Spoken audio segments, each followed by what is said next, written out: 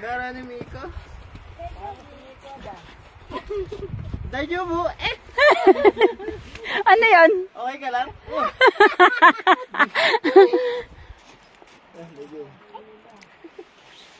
Tita, gawa ni tita yan. Bihira. Alin? Malagay mo si Papa sa loob ng damit. Kisay. Malagay mo ganun. Lagay mo sa loob ng damit. Kisay yan. Lagay mo si Papa sa loob ng damit. Miko yung bato ni Miko eh. Pasok na to.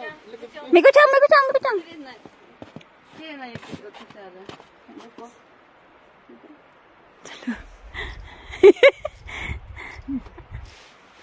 Palakad ka pa!